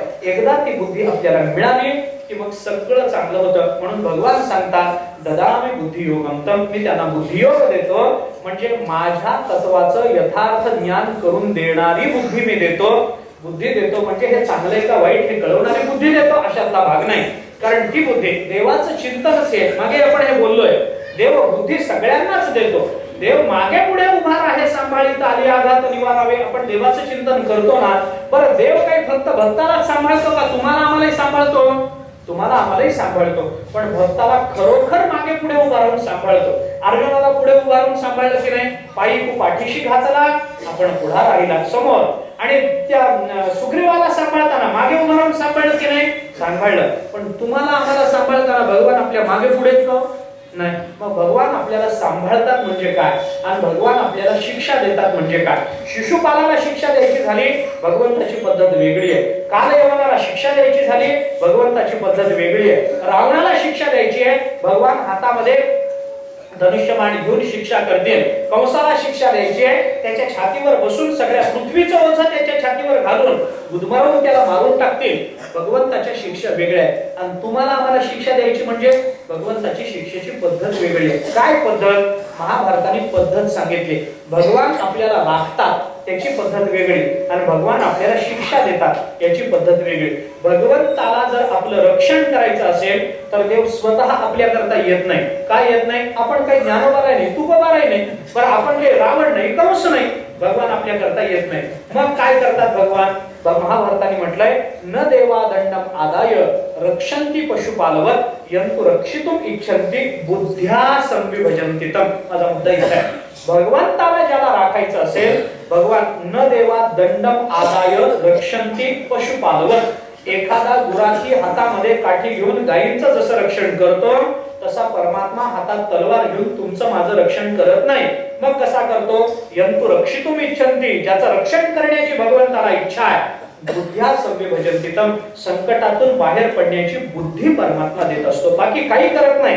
आग लागली, परमात्मा आपल्याला हात धरून आगीतून काढत नाही, मग आगीतून बाहेर पडण्याची बुद्धी आपल्याला देतो, मग आपण बाहेर पडतो. ती भगवंताचीच कृपा असते की त्यावेळेला आपल्याला ते सुचतं. बरोबर आहे ना? मनुष्य घरातून बाहेर पडताना काहीतरी होतं, एखादी बाई बाहेर निघते, दरवाजाला कुलूप लावताना अचानक तिला काय वाटतं? ती आत जाऊन बघते तर गॅसचं बटन चालूच असतं. मग ती नंतर म्हणते, मला कशी काय बुद्धी झाली, आणि हे मला बघावं वाटलं. तुला बुद्धी झाली नाही, तुझ्या घरामध्ये सिलेंडरचा स्फोट होऊन तू मरावस असं देवाला वाटत नव्हतं, म्हणून कुलूप लावता लावता देवाने तुला तशी बुद्धी दिली, हे खरंय. मला अचानक कशी काय बुद्धी झाली, मी जाऊन बघितलं, तुला बुद्धी होतच नसते बाई. तुला बुद्धी पुरुषाचं काय, बाईचं काय, तुला आपल्याला बुद्धी होत नसते. आपल्याला राखायचं असतं, म्हणून परमात्मा आपल्याला तशी बुद्धी देत असतो. म्हणजे बुद्धी देणं, ददामि बुद्धी योगंतम, याच्याकरता मी आपल्याला सांगतोय, हे लक्षात घ्या. बरं, देवाला ज्याला मारायचंय, आता मारायचंय म्हणजे देव काही तुम्हाला आम्हाला रावणासारखा मारेल का? समोर येऊन शस्त्र घेऊन मारणार नाही. मग देव आपल्याला कसा मारेल? त्याने महाभारताने पुढचं वर्णन केलंय. न देवा दंडम उद्यम्य शिरकृंतती कस्यचित कालस्य बलमेतावद विपरीतार्थ दर्शनम. किंवा महाभारतानेच आणखीन एक वर्णन असं केलंय, यस्मै देवा प्रयच्छन्ति पुरुषाय पराभवम बुद्धिं तस्यापकर्षन्ति सो अवाचनानि पश्यति. महाभारताने पुढे वर्णन असं केलंय, ज्याला भगवंताला मारायचंय, यस्मै देवा प्रयच्छन्ति पुरुषाय पराभवम, ज्याचा भगवंताला पराभव करायचा आहे, ज्याला मारून टाकायचंय, त्याच्या परमात्मा काय करतो? बुद्धिम तस्यापकर्षन्ति, त्याची बुद्धी काढून घेतो. आणि बुद्धी काढून घेतलं की काय होतं? सो अवाचनानि पश्यति, मग काय होतं? त्याला अनीती हीच नीतीसारखी दिसायला लागते, आणि तो अनीतीने वागतो आणि स्वतः मरून जातो. दुसरं काय करतो? न देवा दंड उद्यम्य शिरकृंतती कस्यचित, देव हातामध्ये तलवार घेऊन कुणाचं मुंडकं उडवत नाही. मग काय करतो? त्याला अनीती ही नीतीसारखी दाखवतो, बुद्धीमध्ये भ्रम निर्माण करतो. म्हणून एकदा बुद्धी भ्रष्ट झाली, बुद्धाव कलुषभूताया विनाशे प्रत्युपस्थिते अनयो नय संकाशो हृदयान्नापसर्पति. महाभारताने म्हटलंय, एकदा माणसाची बुद्धी भ्रष्ट झाली आणि एकदा माणसाचा विनाशकाल जवळ येऊन ठेपला, बुद्धव कलुषभूताया, बुद्धी कलुषित झाली भूतांची, आणि विनाशे प्रत्युपस्थिते, आणि विनाशकाल जवळ येऊन ठेवला की काय होतं? अनयो नय संकाशो हृदयान्नापसर्पति. मग नीती असणारी ती अनीती आपल्या हृदयामध्ये ठाण घेऊन बसते. नीती सारखी दिसणारी अनीती म्हणजे असते चोरी, पण माणसाला वाटतं चोरी केलं तरच आपण जगू शकतो, अनीतीने वागायला लागतो, स्वतःहून मरून जातो. पण तेच जर देवाने आपल्याला शुद्ध बुद्धी दिली, मग काय महाराज, त्याला कशाचाही डाग लागत नाही. आपल्याला चिंतन सांगताना योग वासिष्ठांनी चिंतन सांगितलंय. समया स्वच्छया बुद्ध्या सततम निर्विकारया यदा यत् क्रियते राम तद दोषाय सर्वदा. योग वासिष्ठ आपल्याला सांगतात समया म्हणजे सम झालेली बुद्धी, स्वच्छया अतिशय शुद्ध झालेली बुद्धी जर देवाने आपल्याला दिली तर काय होतं, आणि कशी सततम निर्विकारया कायम निर्विकार असणारी बुद्धी झालेली बुद्धी जर देवाने आपल्याला दिली काय होतं, यदा यत् क्रियते राम तददोषाय सर्वदा. मनुष्य जे कर्म करतो त्या कर्माचा कोणताही दोष माणसाला लागत नसतो. स्वच्छ बुद्धीनं कर्म केलं की तीच बुद्धी आपल्याला कर्मातून बाहेर काढते, आणि अशुद्ध बुद्धीनं कर्म केलं की तीच बुद्धी आपल्याला जन्मजन्मांतरामध्ये अडकवून टाकते. याच्या करता म्हणून मी बुद्धियोग देतो, म्हणजे बुद्धीचा विस्तार करतो, त्या बुद्धीला अधिकाधिक सूक्ष्म बनवतो, सूक्ष्मही बनवतो आणि व्यापकही बनवतो. हे लक्षात घेतलं पाहिजे. काय आहे, माणसाची बुद्धी दुर्बुद्धी होण्याची अनेक कारणे आहेत. बुद्धी सगळ्यांना आहे, पण आपली बुद्धी तुकाराम महाराजांनी आपण परवा बोलून आलो ना, बुद्धी दुर्बुद्धी ते म्हणा कदाचित जो नारायण आहे तुकोबर आहे. का बोलतात, माणसाची बुद्धी दुर्बुद्धी कधी होऊ शकते. माणसाला भूक लागली दुर्बुद्धी होऊ शकते. महाभारताने असं म्हटलंय क्षुधा निर्मगती प्रज्ञा. माणसाला भूक लागली की माणसाच्या बुद्धीवर त्याचा परिणाम होतो, आणि माणसाचं जेवण झालं की माणसाची बुद्धी शांत होते. होतं की नाही. भूक लागलेला मनुष्य नीती अनिती पाहतो का, त्याला वाटतं भूक लागली मग काय करावं, मग दुसऱ्यासाठी वाढून खाल्लेलं ताटही तो स्वतः दुसऱ्याचं अन्न स्वतः समोर घेतो की नाही. काय झालंय, पाप झालं की नाही त्याच्याकडून, दुसऱ्याचं अन्न आहे. पण भूक लागली की मनुष्य मागचा पुढचा विचार करत नाही. भूक लागलाय माणसं मग बायकोला शिवाय देतो, जेवण तयार ठेवता येत नाही, तुम्हाला अक्कलच नाही, मी किती खपतो तुमच्या करता. आता बाईला शिवाय देण्याचं काही कारण आहे का, भूक लागली एवढंच त्याचं कारण आहे, दुसरं काही कारण नाही. नवरा रागावला की पटकन 2 घास चिवडा त्याच्या तोंडात कोंबत जा, तो तुम्हाला शिवाय देणार नाही, हे त्याचं उत्तर आहे. क्षुधा निर्मगती प्रज्ञा. माणसाची बुद्धी अशी भ्रष्ट होण्याचं कारण काय, क्षुधा, हे त्याचं कारण सांगितलं. आणखीन एक कारण आपल्याला पाहता येतं ते म्हणजे महाभारतामध्ये काय विदुर नीतीच्या शेवटी 40व्या अध्यायामध्ये त्या विदुराने सगळं त्या धृतराष्ट्राला समजून सांगितलं की तू कसं नीतीनं वागलं पाहिजे, हे पांडवांचं राज्य आहे, ते कसं परत दिलं तर तुला समाधान मिळेल वगैरे वगैरे. विदुर नीतीचा विचार आपण महाभारतामध्ये आलाय तर पाहून घ्या. काय झालं, संजय पहिल्यांदा धृतराष्ट्राकडे आले, आणि संजय ज्या वेळेला हे सगळं घडलं त्यावेळेला संजय नव्हते, ते तीर्थयात्रेला गेलेले. त्या परत आल्यानंतर त्यांना कळलं की असं असं राज्य हिरावून घेतलंय, पांडवांना वनवास आहे, पांडव वनवासात निघून गेले.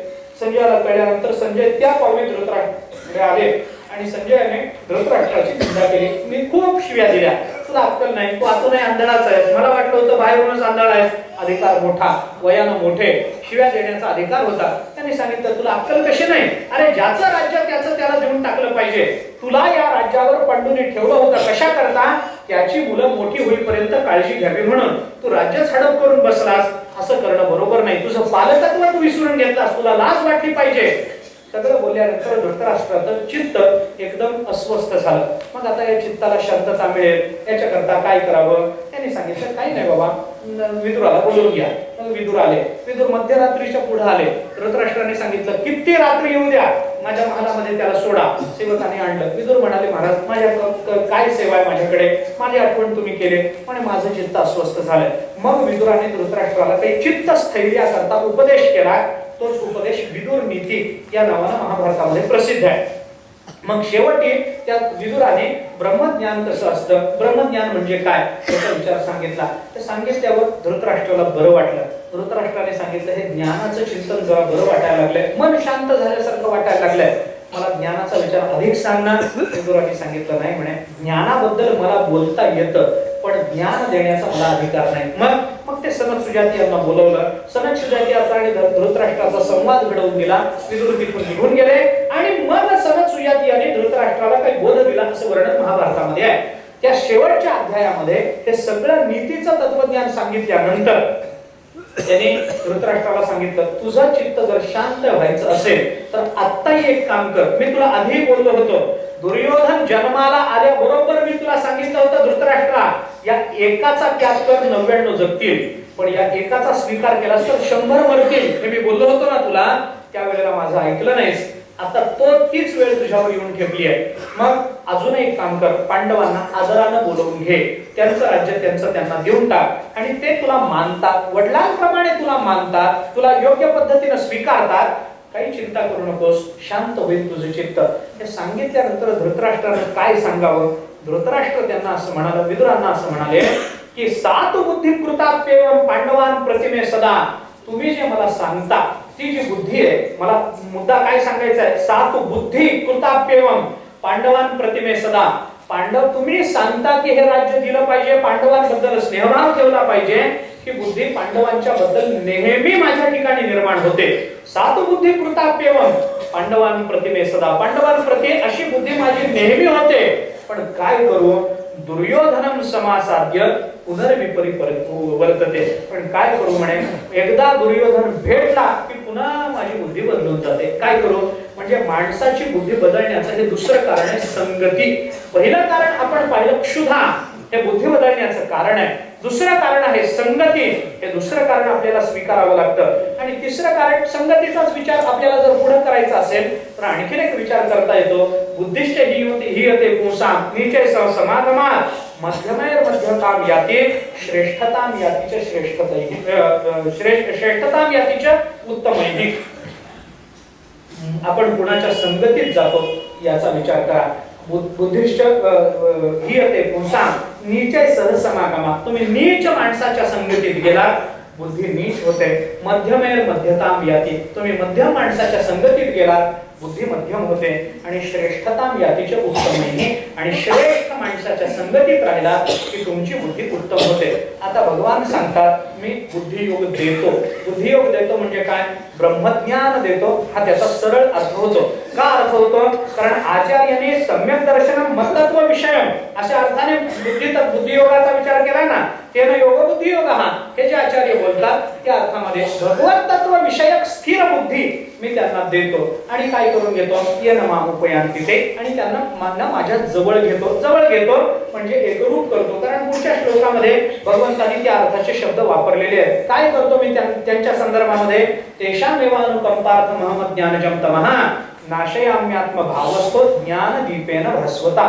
सगळा अज्ञानाचा अविवेकाचा अंधार मी ज्ञानाच्या दिव्याने नष्ट करून टाकतो. हे भगवान पुढे बोलतात. म्हणजेच ब्रह्मज्ञान देतो, हा त्याचा सरळ अर्थ झाला. म्हणून आपल्याला जर परमात्मा स्वरूपता प्राप्त करून घ्यायची असेल, आपल्याला जर अशा पद्धतीची योग्य बुद्धी प्राप्त करून घ्यायची असेल तर काय केलं पाहिजे? सतत आणि प्रेमपूर्वक भजन केलं पाहिजे. हा संपूर्ण वारीचा अर्थ झाला. वारीला आपण आलो कशा करता? एवढ्या करता. हे कळलं पाहिजे म्हणून, हे आपल्याला कळलं पाहिजे म्हणून काय करावं लागेल? वारीला यायचं, घरी परत जायचं, पुन्हा संसार करायचा, पुन्हा यायचं, पुन्हा तेच करायचं असं नाही महाराज. काय करायचं? वारीला यायचं आणि भगवंताचा हा उपदेश अंतःकरणामध्ये घुसवून जायचं. कोणता उपदेश? भगवान जे बोलतात तो उपदेश. तेषाम सतत युक्तानाम. हे त्यांच्या बाबतीत भगवंताने जे केलं तेच आपल्या बाबतीत करावं. मग त्यांनी काय केलं? तेषाम सतत युक्तानाम भजताम प्रीतिपूर्वकम. सतत युक्त होऊन प्रेमपूर्वक भजन जर आपण केलं तर आपल्याला भगवान बुद्धियोग देतील. भगवान आपल्या जीवनाची परिपूर्णता करून देतील. याच्या करता एकच उपाय भगवान सांगतात, सतत आणि प्रेमपूर्वक भजन केलं पाहिजे. आपण घरी रोज भजन थोडं तरी केलं पाहिजे. त्या एका ग्रंथामध्ये एका महात्म्याने असं म्हटलंय, काय म्हणे, माणसाने दरवाजा लावून 2 मिनिटं मोठमोठ्यानं देवाचं नाव घेऊन आरडाओरडा करत नाचावं. तुम्हाला लाज वाटते ना भजन करताना? नाचायची लाज वाटते ना?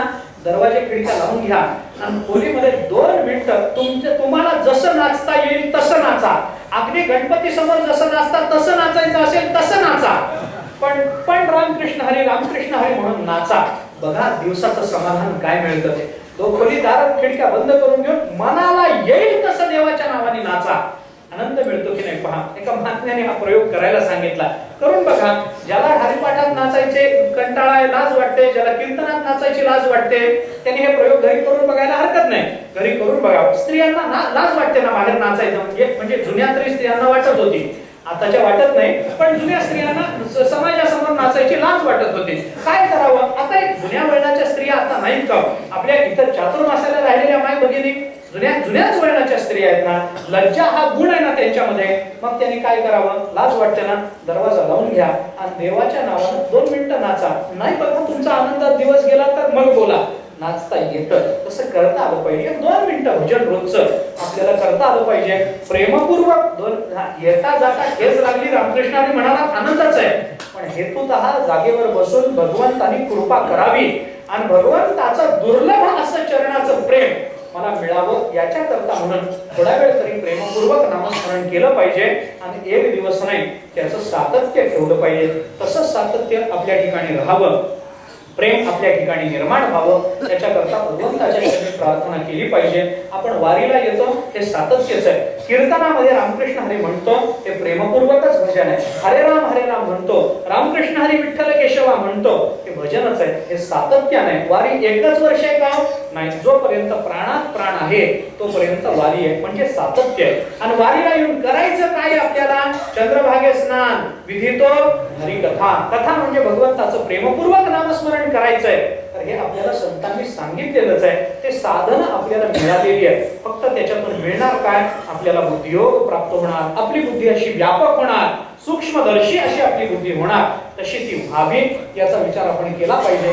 अशा पद्धतीने त्याचा विचार करून आपणही ती वारी संपन्न करावी, आपणही तशा पद्धतीचं आचरण करावं अशी आपल्या सर्वांच्या चरणी मी प्रार्थना करतो. वारीचं चिंतन आहे तुम्हा सर्वांप्रती एक आदर ठेवून याच्यामध्ये हे चिंतन हे व्यक्त केलेलं आहे. याच्यामध्ये दोष आले असतील, क्वचित प्रसंगी कंटाळा आला असेल, ते सगळे आमचे दोष मानले पाहिजे. याच्यातून काय घेऊन जायचं? 2च शब्द घेऊन जा असं मी म्हणतो. कोणते 2 शब्द? सतत युक्तानां प्रेमपूर्वकम भजताम. एवढंच घेऊन जा. बाकी सगळे हे चिंतन, गोष्टी, विनोद, मी काय काय बोललो असेल ते सगळं माझ्या पदरात टाकून, मी तर उपरणं पसरून बसलेलाच आहे, माझ्या पदरामध्ये टाका आणि फक्त एवढे 2-3 शब्द घेऊन जा. सतत युक्तानां भजताम प्रीतिपूर्वकम. एवढंच तुम्ही बरोबर घेऊन जाऊ अशी सर्वांना प्रार्थना आहे. तुमच्या सर्वांच्या येण्याने जे काही चिंतन मला करता आलं ते तुम्हा सर्वांमुळे झालेलं आहे, म्हणून तुम्हा सर्वांप्रती कृतज्ञता व्यक्त करतो. कारण ज्ञानोबाराय बोलतात, वक्ता तो वक्ताची नव्हे श्रोते निघे. श्रोते असतील तर वक्त्याच्या बोलण्याला काही किंमत आहे. श्रोतेच नसतील तर वक्त्याने कुणासमोर घसापोड करावा? काही उपयोग होत नाही. वक्ता असण्यापेक्षा सुद्धा श्रोता उपलब्ध होणं हे फार महत्वाचं आहे. आपल्याकडे काही श्रोते परंपरेनं ऐकायला येतात. त्यांचे आजोबा, त्यांचे वडील, आता ते, त्यांची मुलं सगळे परंपरेनं ऐकायला येतात. इतकं आमच्या घराण्यावर वारकरी संप्रदायातल्या तुमच्यासारख्या साधकांनी प्रेम केलेलं आहे. हे प्रेम असंच अबाधित राहावं, या प्रेमाची अशीच वृद्धी होत राहावी अशी तुम्हा सर्वांच्या चरणी प्रार्थना करतो. कारण तुम्ही जर आला नसता तर आम्ही किती जरी बघून आलो असतो तरी याचा काही उपयोग झाला नसता. कुणाला सांगावं? काही उपयोग होणार नाही. याच्याकरता किम करिष्यन्ति वक्तार यत्र श्रोता न विद्यते नग्न क्षपण केले किम करिष्यति असं एक सुभाषित आहे महाराज. अहो श्रोता नसेल तर वक्त्याने काय करावं? एका परटानं दिगंबर जैनांच्या गावामध्ये जाऊन आपलं परटाचं दुकान टाकायचं ठरवलं. काय उपयोग आहे मला सांगावं? काय उपयोग आहे? अरे ते सगळे दिगंबर ते वस्त्रच धारण करत नाहीत. परटानं आपलं कपडं धुवायचं पोपट तिथं टाकलं तर धंदा चालेल काय त्याचा? चालत नसतो महाराज. किम करिष्यन्ति वक्तार यत्र श्रोता न विद्यते. तसं वक्त्याने काय करावं जिथे श्रोता उपलब्ध होत नाही? नग्न क्षपण के देशे रजक किम करिष्यति. अरे नागडं राहणाऱ्या लोकांच्या गावामध्ये धोब्याचं दुकान काय चालणार आहे? चालत नाही. तसं आहे महाराज, तुम्ही येता म्हणून काहीतरी इथं घडतं, तुम्ही येता म्हणून आम्ही काहीतरी अभ्यास करू शकतो. तो झालेला अभ्यास तुमच्यामुळे आहे हे लक्षात घ्या. मी तर अनेक वेळेला हे सांगतो की वक्त्याचा अभ्यास वक्त्याला बोलू देत नाही. मग कोण बोलवतं? वक्त्याला कोण बोलवतं मी सांगू का? श्रोत्यांच्या डोळ्यातून पाझरणारं प्रेम वक्त्याला बोलायला भाग पाडत असतं. जसं आमच्या परंपरेवर तुम्ही प्रेम करता म्हणून आम्हाला काही बोलता येतं. हे प्रेम असंच अबाधित ठेवा अशी तुम्हा सर्व श्रोत्यांच्या चरणी प्रार्थना करतो. आणि झालेली ही सेवा संतांच्या, सद्गुरूच्या, परमात्म्याच्या, सद्गुरू गुंडा महाराजांच्या चरणी समर्पित करू आणि आपण थांबू. कुंडलिक वरद हरी विठ्ठल